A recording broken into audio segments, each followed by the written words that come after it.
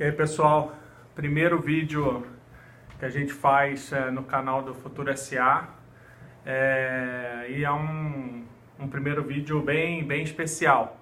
Eu estou aqui em Palo Alto, na Califórnia, no Institute for the Future. Acabei de fazer uma formação em Forecast e Futures Thinking aqui no Institute for the Future. E eu tenho o prazer de bater um papo aqui com o Sean Ness.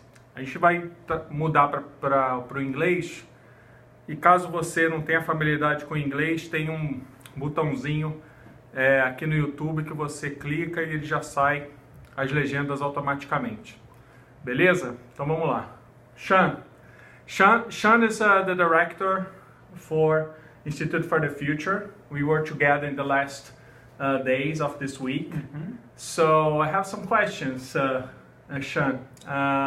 Thank you at first for making this. This is the first interview. We're going to have a series of interviews with many different people to talk about the future. Wonderful. So thank you very much for that. So the first question is, tell us a little bit more about the Institute for the Future. What you guys have been doing the last years. Okay. Well, we are a 50-year-old research organization. We're based here in Palo Alto. I guess you would say our primary focus is to help organizations and people systematically think about the future. And when you go through that process, you're able to identify a preferred future. And once you have that preferred future in your mind, then all the stars are aligned for you to pursue that preferred future. So as an organization, we do research, we do trainings, we provide speeches. And I guess over the last couple of years, our main topics would be around the internet as a space of actions, a spin on universal basic income, which would be universal basic assets. We're trying to push out more information around digital intelligence lab, around fake news and how that's impacting journalism, media, elections, and politics.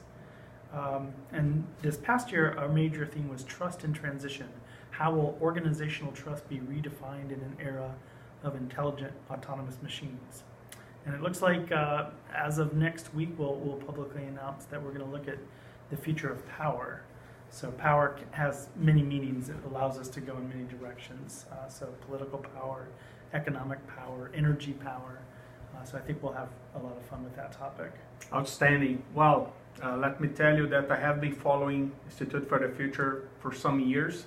And I remember that the first time that I had some contact with you guys virtually, it was in a report where you guys were showing the skills for the future for 2020. Okay. It was that very beautiful graphic, and it inspired me a lot. I'd like to know, as we are approaching 2020 now, what do you think specifically what's changed from that graphic? What are the new skills that you think that will be demanded from now on, or will be important for the future? Perfect. Well, if memory serves me, we looked at 10 skills back then. Now we have 15. So it looks like the world's becoming a little more complicated. So there's 5 more skills that one can bring into their being. But I guess the major one would be the skill number 1, which is thinking about yourself, building, having an understanding that you can build the reputation of yourself in the future. We're going through an interesting shift where historically people look for jobs, and increasingly we're going to live in a world where jobs find you. So instead of you looking for a job, jobs find you. And in this case, jobs have to know how to find you, much like people need to find information on a website. So in that situation, search engine optimization is a key way of making sure your website gets to the top of the list when someone does a Google search, for example. How are we going to differentiate our own skills from the thousands or millions of other people that can do the same skill or same task? So we'll have to be in charge of our own reputation. We'll have to build awareness of ourselves, of our skills, and we'll have to go out there on networks and websites and make sure this is known. Those who don't will be at risk of not being found. So this puts us in a world of tension where some people don't want to engage in these technologies, and if they don't engage, they're really going to be put at a disadvantage. So we're not saying it's the best thing or a utopian thing. We're just saying all the stars are aligned. It looks like we're headed in that direction, and we're monitoring it from the pros and the cons. Yeah, well, every time we talk somehow about the future, people tend to confuse the kind of work that is being done on that field on like predicting the future. And every time we talk about that, how do you guys deal? Is this something that you guys are challenged to? What's the difference between predicting, forecasting, and so people can better understand? Yeah, and then when you throw in a language curveball, language translation often can be another hurdle to overcome. So we are the Institute for the Future. We're not Institute of the Future. If we were Institute of the Future, we would be about predicting one real future, one future that we all believe in. Actually, that was the mission of the organization in the first 5-6 years of our inception. But we stumbled upon something really interesting in the middle 70s, and that was that humans are the most difficult thing to forecast. We are irrational, we don't understand statistics, and we have fears.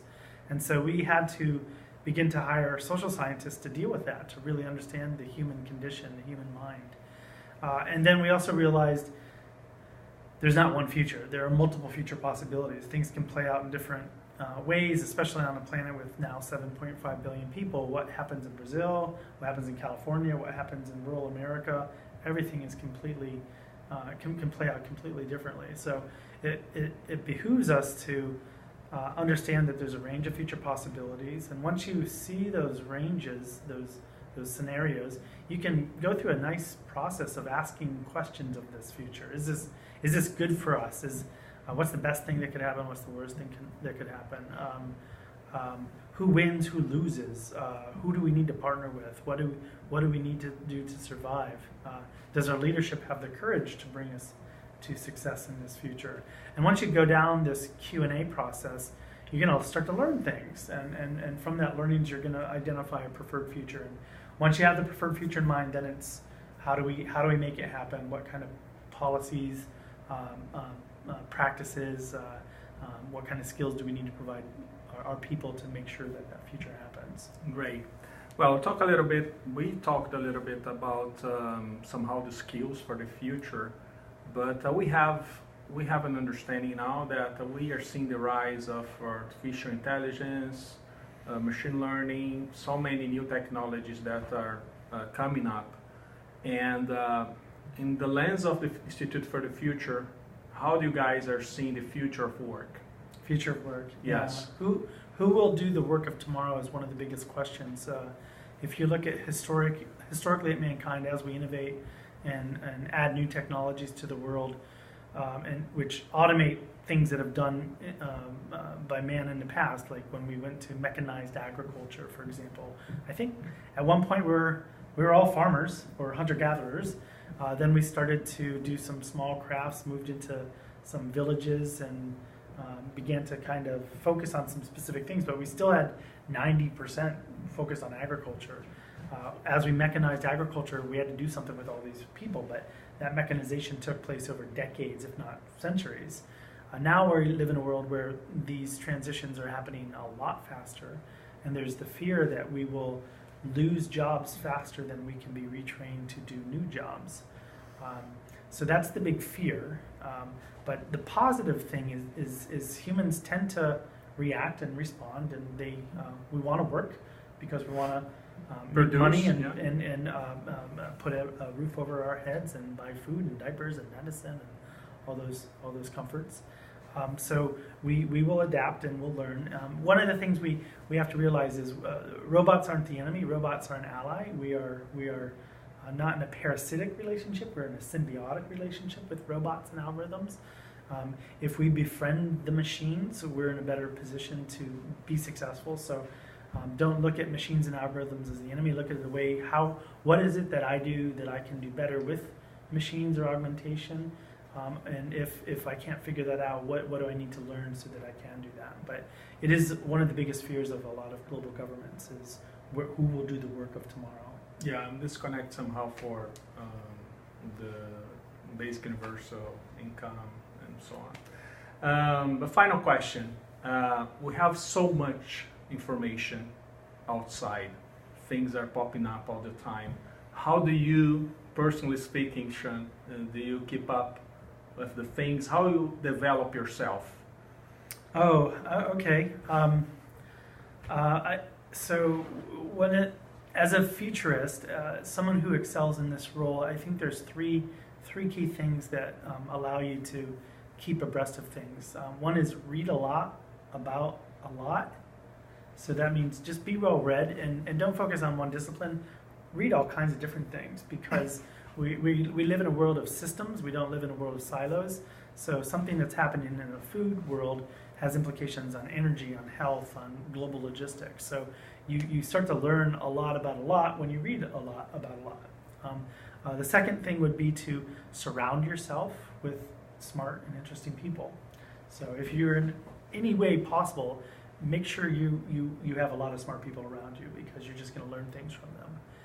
And the third thing would be, if it's possible, to travel. And when you do travel, watch, observe, see how things are done differently in different places. How do they eat food? How do they engage in a conversation? Do they just give money during a purchase, or is there some conversation back and forth first?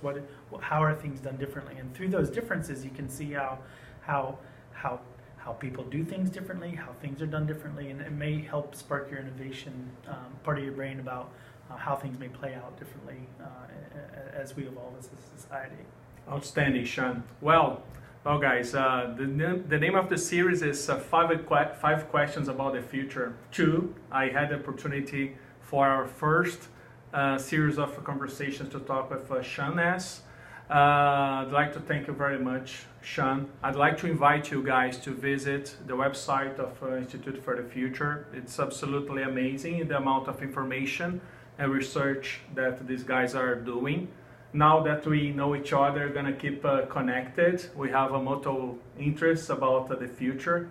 And thanks a lot once again. You bet. Thank you. Thank you.